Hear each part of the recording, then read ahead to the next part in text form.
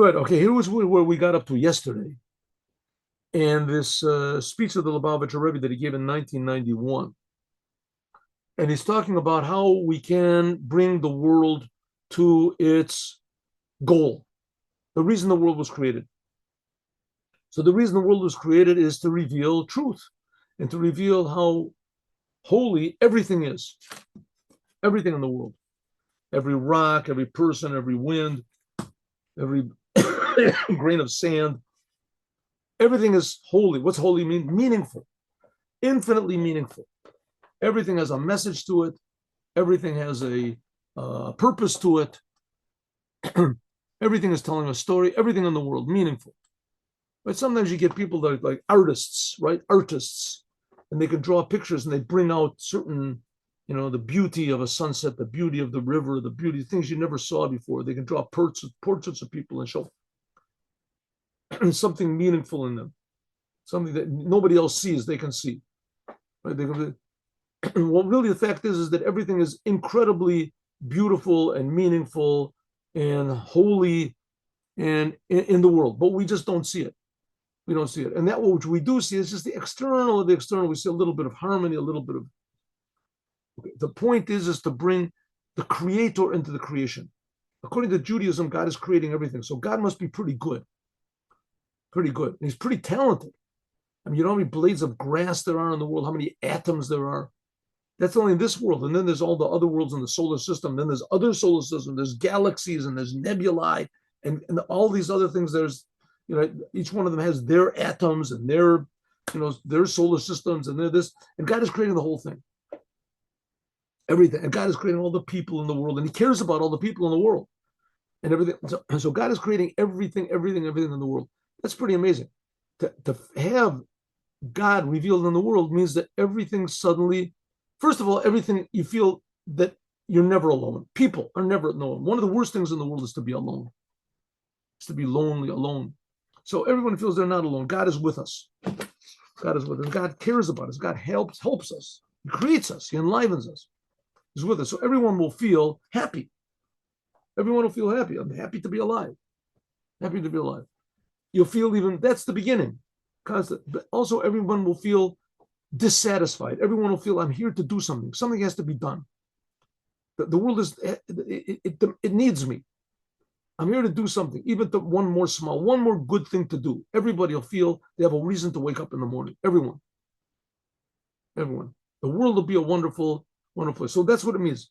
The whole future redemption where godliness will be revealed in the world means that the world will still be here. We just have to put a little aleph into it. The word for world, exile, a world without God, that's called Gola. There's a world. Geula is a world with God, putting aleph into it.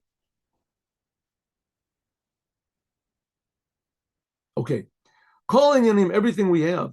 So if so, the world is good. The world is really good. Why does it seem so bad? Why do people want to get out of the world? What's out of the world? Because God is not revealed here. God is not revealed here. It's like a person getting a check for $10 million. Some guy in the street, and he just gets in his way. He just throws it away. What's this thing doing over here? It's just messing my. He finds it in his shoe or something like that. Hey, this is disturbing me in my shoe. Hey, this is a check for $1 million. What are you talking about? Throws it away. He doesn't know. Can't read English. He doesn't know what his name is, whatever it is. But it's the same thing with the world. We don't interpret it properly, but so it just gets in our way. We got to get out of it. Must be some way out of here. So the Rebbe is trying to say that the solution to the world's problem is not to get out of the world, but to bring God into the world, to show what the world is really worth. So that's what it means bringing godliness, the creator, into the creation. Everything that is good, the positive things in exile, will remain the way they are. Right? It's not that the world will be the way it is, and there'll still be, a little bit of addictions and a little bit of crime, murder, a little bit of depression. No, there won't be any more depression. There won't be any more addictions. There won't be any more war or hatred. The world can get along really good without those things. So those things are totally, how do you say, extra, unnecessary, destructive. Ella, but so all the good things in the world will be here: family, children, work, money, how do you say, maybe sports. I don't people all the good things that there are in the world. I don't think there's going to be boxing anymore. Boxing is pretty vicious. No? Ella, what? I don't know. The rabbis will decide that. Ella shemidbatel matzava magaluti. The good things in the world will be here. So what's going to be the change? That the good things won't be separate from God. Shemitbatel ha'olam, that the world will be harmonious. And the hester hamachasa, and the concealment that makes the world seem that it's something separate, and that conceals the true identity of everything in the world, will go away. And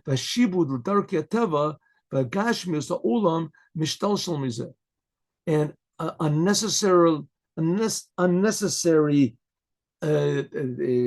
subservience to nature and the ways of nature comes from the fact that we don't see what God is. Like the Rambam says. Nowadays, I mean, I don't like to go back to this, but it's just something that's so blatant. There's now this whole big woke movement, and the whole thing is whatever you feel, that's right. And sometimes you don't know what to feel. We'll teach you what to feel. So you feel you want to be a man, you feel you want to be a woman, you feel you want to be a dog, you feel you want to be a cat, you feel you want to be whatever you feel that you're how do you say you're they say the what is it, that you're being cast out, you're being treated unfairly, you're being treated unfairly. No matter what you think, that's good. That's not so. That's nature. In other words, nature is not ruling. Nature is here to be directed. It's like saying, we don't want to use, the cars anymore because cars are part of nature. Who are we to tell the car what to do? I don't want to put an ox on a cart. Exactly the opposite. We'll put the ox in the cart and we'll pull the ox, right? Because we want to have mercy on the animal. Nature is a wonderful thing. The world is a wonderful thing, but it has to feel. Nature has to go according to the reason it was created. There's a creator. But that's what the Rambam says. You shouldn't think, lo ya'ala lev, it shouldn't rouse in your thoughts that in the days of the Mashiach, something will stop in the world. Or chirush ma'aseh or there'll be some sort of big miracles. Ela olam k'minago noach, says the Rambam. The world will be a regular world. The rabbis say, Ein bein olam hazeh lamot Mashiach. There's no difference between the world the way it is now in the days of the Mashiach. Ela shibud malchus bilavad. The Jewish people won't be under the rulership of the nations. Chidush az yiyeh. Then the novelty will be that everything will come back. Everyone in the world will come back to worship only the Creator of the universe. Yataken, the Mashiach, will fix up the world to serve God biyachad together. Like it says, Ki az afoch al in Zechariah, right? Then I will transform the world. Zephaniah, and Zephaniah, prophet in Zephaniah. Then says God, I will transform the world that they will call on God with a clear language, to call God and to serve Him with one group, Shechem Echad, with one group. Was the whole world very simple? You don't have to go to church. You won't have to go. God is creating you wherever you are. God is with you. Worship your Creator.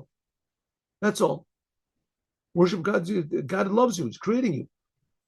Give Him a little thanks where you are. The whole world will realize this.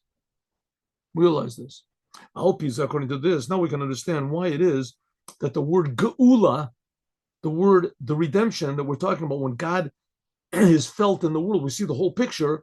This 4/5 of this word, right? There's 5 letters. 4 of those letters are exile, gola. Avobetosefes, you just added the letter aleph. So again, what is this aleph? What is the aleph? Let's say you're sitting in a big, huge auditorium, and there's 50,000 people in it. All the lights go out. It's pitch black. Nobody can see anything. And one person lights a match. Right? One person lights. Let's say they say you can come in. You can't bring your cellular phone. So there's no cellular phones. You can't turn on. There's no lights in the whole place. One person brought a match in. He lights a match. He lights a little, whatever, a little light or something little. He had a little light in his pocket, a little pen light. Lights it. One tiny match that's lit over there, it changes the whole situation. Somebody can see the person next to him, then they can see your eyes adjust little by little, more and more people, they can see a little something. At least you can see the glow of the light, a little. The same thing with the exile. The exile is total darkness. One little light of godliness, one person that really believes in God and acts accordingly. You don't get angry, right? You realize everything is from God. You're always proactive. You do whatever you can. Whenever you can't control a situation, you pray to God for wisdom that God should change the situation. You do everything positive that you can do. You don't waste your time. You're not lazy. You're not negative. You don't want to take revenge. You want to take all the bad things you don't do because you really believe that God is the boss. One person that really does this, he makes a little tiny light in the auditorium. That's what it means. The redemption, it doesn't change anything in the world. That doesn't negate the exile. It illuminates the exile. Ha'geula inyan olot and gola means that you have to illuminate the world. Simply speaking, the goal of life is not to go to heaven. The goal of life is not to leave this disgusting, low, deceptive, fickle world and to leave the world and go to our reward in heaven. That is not the goal. There is such a thing. There is heaven, and heaven is a tremendous reward, and it's wonderful, but it's nowhere near anywhere, even it's incomparably less real that going to heaven than what this world really is.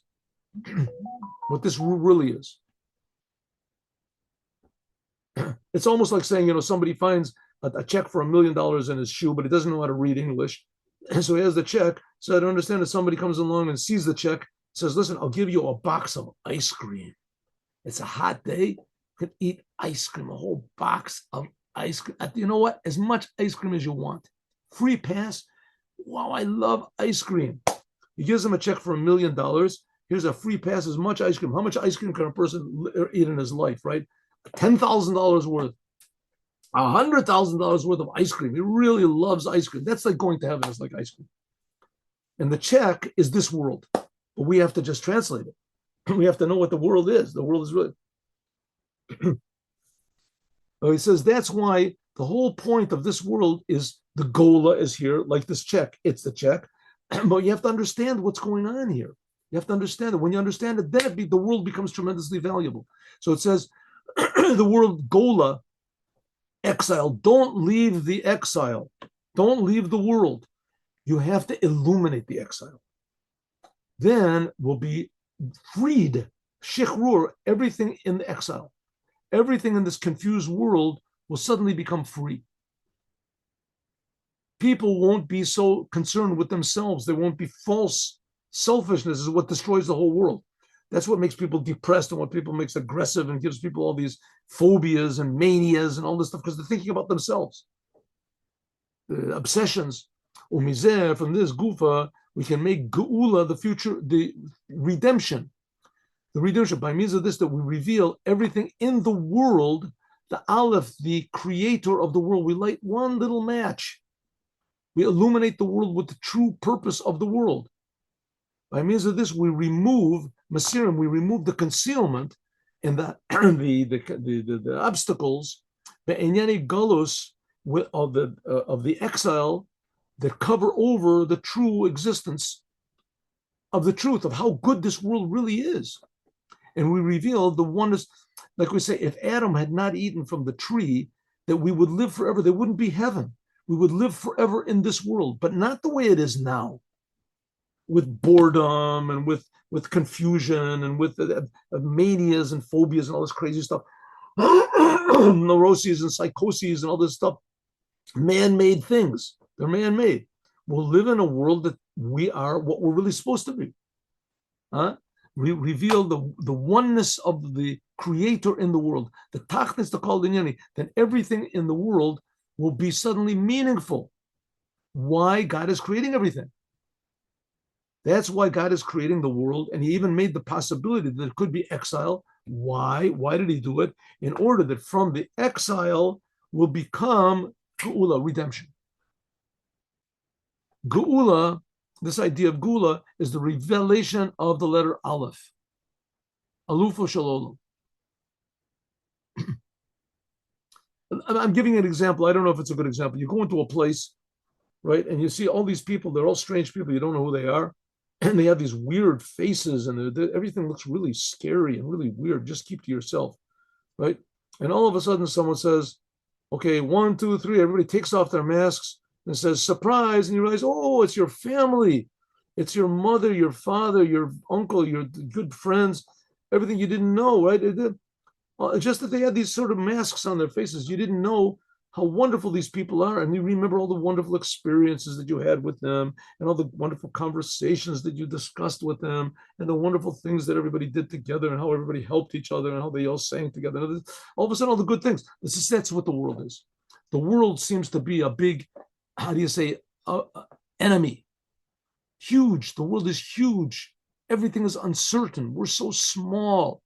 Right? We're so helpless in the world. Suddenly the world reveals it, takes off its mask, and realizes, no, it's not so. The world is your friend. The world loves you. It's your best friends. It's your family. We're all to remember the good things in the world. Remember you're born. Remember the whole world suddenly becomes friendly, meaningful, valuable. That's what God is. God is creating the whole world because God is good. God is friendly. God is valuable. And then that's what's called, you bring the Aleph, means the Alufo Shel Olam. Alufo Shel Olam means the master of the world, into the exile. Then you reveal the truth, the inside, that everything in the world, everything in this exile is, and all the things that we did, is just good things that we did in the exile, all the times that we were honest, all the times that we were caring, all the times that we were friendly, right? That all these things reveal suddenly the glory of the Creator. Call Masha Borakor, that everything that God created in His world, He only created for His glory and for His, how do you say, His value, His honor. That's the Alufa Shalom. Oh, Omer Leil, that we said before. This is the explanation how Geula enclosed inside of it Gola. That the word Geula, the redemption, 4/5 of it is the exile. Kevin, since the kavanah, that the whole intention why we're in the world is to not leave the world, not destroy the world, not ignore the world, but to bring godliness into the world by being connected to the Creator in the creation, doing what God wants. That makes a little light, and that little light illuminates what the world really is about. And the Gullus, we have to explain, Madua, why is it that such a thing is so important in the Gula, the elevation, the exile? Tochen Shema, this is the whole name of Geula, Gola Aleph, Kiyadua, like it's known, that a name indicates on what's wrong with going to heaven. I mean, really, what's wrong? Why can't it be that way? That we're in this world, it's a big punishment, it's a terrible place, the world, that you don't have to have any books to tell you, right? The world is terrible, awful place. And going to heaven is good. So why not just go to heaven? What's the problem with that? Go to heaven with that. Every religion has their ways to go to heaven. Let's say they're all right and they all go to heaven. So what's wrong with that? What's wrong? Here you see everything in the world, in the end, it dissolves, it goes away. That's one of the big disproofs, one of the main big disproofs of this theory of evolution. There's no such thing. Things don't evolve from one another. They devolve. You see, there's devolution.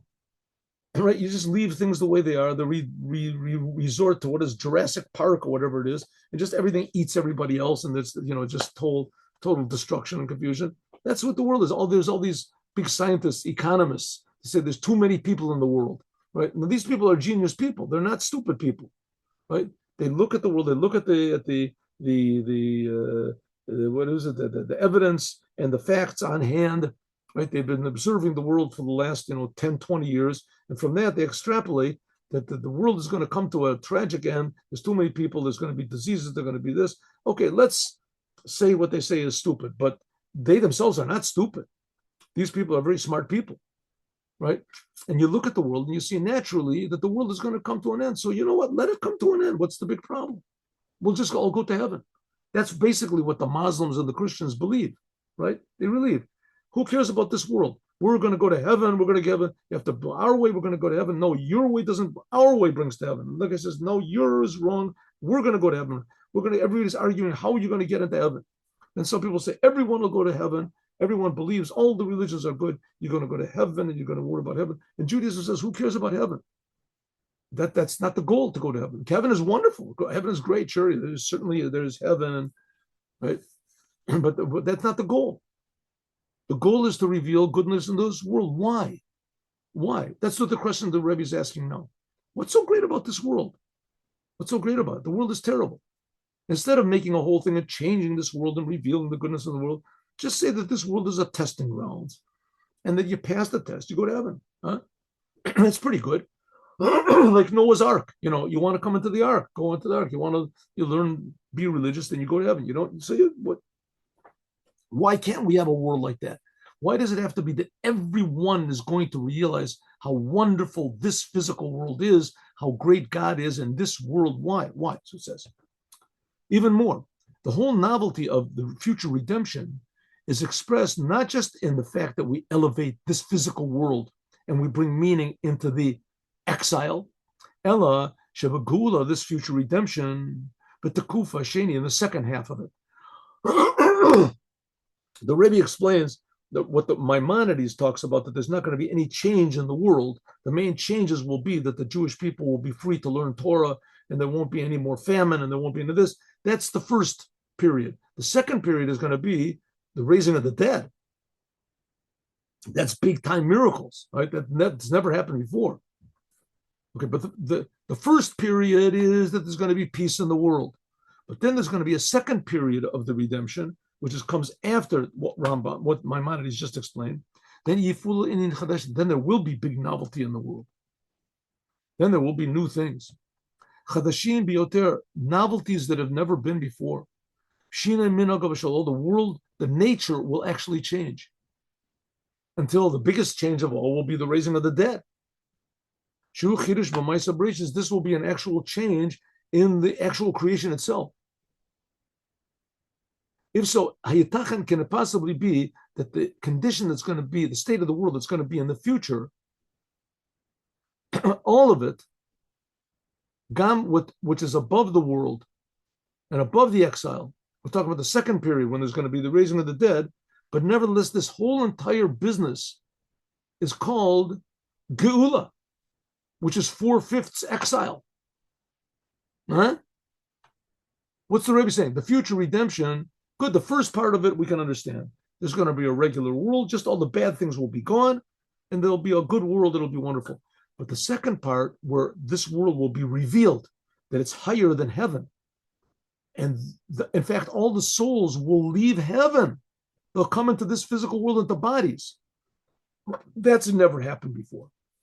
There have been cases in Judaism of the raising of the dead. People rose the dead. We talked about it before. Ezekiel, it says he brought 20,000 or 30,000 people back to life. Right? We said in Torah or last week, in Lukuti Torah last week, that Rabbi Yehuda Nasi and all of his pupils, they had the power to raise the dead. Talk to raising the dead. Pinchas ben Yair, what was he? Split the sea. They had powers to do big miracles. Okay, but that's, once in a while, this is an unusual thing. In the future, it's going to be, the whole world will change. There won't be any more dead people. There won't be any more dead people. There won't be any more death. Bola Hamavas Lenetzach says the death will be gone. And that's called part of the Geula. That's part of the call of the Geula, that 4/5 of it are exile. Why? How can that possibly be? The explanation is, and we're just going to do the beginning of this, the explanation is understood according to the first Mishnah, and this in the 3rd chapter of Pirkei Avot. Okay, for those of you that don't know what is Pirkei Avot, Pirkei Avot is a collection of sayings of the great rabbis. Like we say, most of these rabbis that are mentioned here had the power to raise the dead. Rabbi Yehuda Nasi and Hillel and Shammai. and gatherings of sayings from these great rabbis. There's 6 chapters. 6 chapters. So, and we have a custom, Jews, religious Jews have a custom that every Shabbat, the end of the Shabbat, the Shabbat, we read one chapter from Pirkei Avot, from the chapters of the fathers. So this coming Shabbat, we're going to learn the 3rd chapter. What's the first? What does it say? It says, Histakel b'shlosha devarim, look at 3 things, and you will not come to do a sin. What are you supposed to look at so that you can avoid doing sins? 3 things. And afterwards it says what these 3 things are. You should know where you came from. You should know where you're going to. You should know who is going to judge you. Right? So we can ask a question. Pirkei Avot was written for Jews who know how to read Hebrew. It was written for Jews that are able to understand Hebrew. It's written to Jews that know how to understand ideas. They can understand what's being said. Why do you have to treat them like little babies? What does it say? Look at 3 things and you won't come to do a sin. What are these 3 things? Know where you're coming from, where you're going, and who's going to judge you. Why do you have to say the first sentence? Look at 3 things. Just say, know where you came from, where you're going, and who's going to judge you, and you won't do sins. I mean, you can see clearly that there's 3 things, there, right? You don't have to say, look at 3 things. I'm going to tell you what they are. Oh, yes, I see that there's 3 things. Just say what the things are. Why do you have to say it? Manogea, why do we have to say the sentence? It's totally unnecessary. Look at 3 things. Just say what the things are. We see that there's 3 things. Even if you want to say that the number 3 is somehow or other relevant, why does the Mishnah have to tell you this? Each and every human being, every Jew, any simple person can just see that there's 3 things. There's 3 things there. We can say one of the explanations is that the words of the Mishnah that says look at 3 things, that's a separate thing. First of all, you should look at 3 things. Then there's another 3 things you should look at. What are the first 3 things you're supposed to look at? The 3 things that the language of the Mishnah is very close. The language of the Mishnah is very terse. It's very, very exact. The intention is not to tell you these 3 things that are coming afterwards, but it's telling you that there's 3 things that you always have to look at. And then there's another 3 things that you won't have to look at. Another things. First of all, there's 3 things. What are they? It's telling you have to look at 3 things. A person always has to be looking at 3 things. And by the way, by means of this, you won't come to do a sin. And then afterwards, it says also, you should know where you come from, where you're going, and who's going to judge you. That's separate.